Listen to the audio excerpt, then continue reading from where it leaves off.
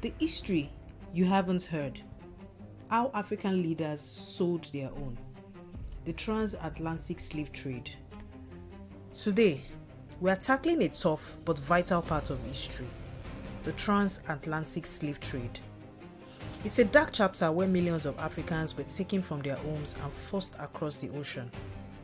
While we often hear about European involvement, there's another crucial part of this story that's less talked about: the role some African leaders played. So why did this all start? In the 15th century, Europeans were hungry for wealth and new trade routes. When they landed in West Africa, they found rich kingdoms with gold and ivory. But as they colonized new lands in the Americas, they desperately needed cheap labor for huge farms growing crops like sugar and tobacco. Their answer? Forcibly taking Africans. Initially, it wasn't easy for Europeans to just capture people.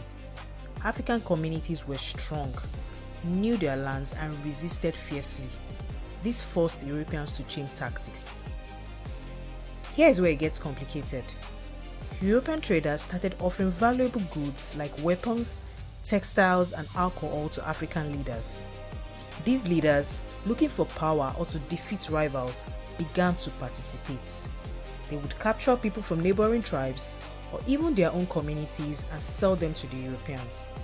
This trade fueled more wars within Africa, creating a vicious cycle and providing a constant supply of enslaved people.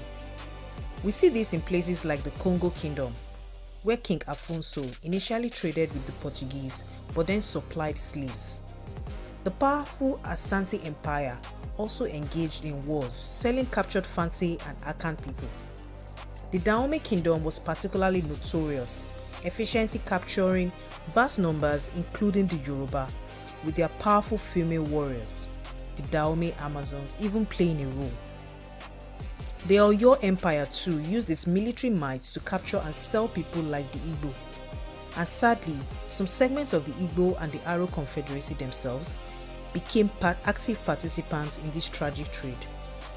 Even the Fulani, and to a lesser extent the Songhai Empire, had interactions that fed into this system.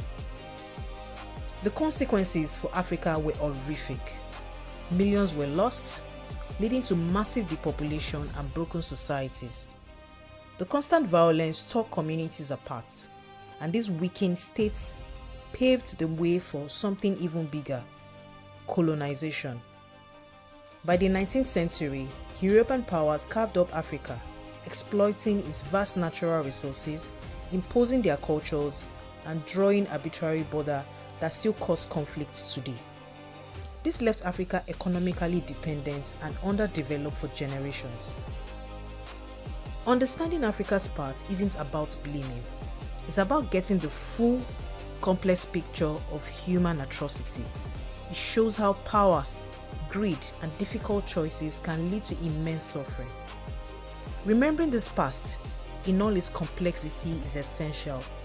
It helps us learn from mistakes, understand today's world better, and work towards a more just future.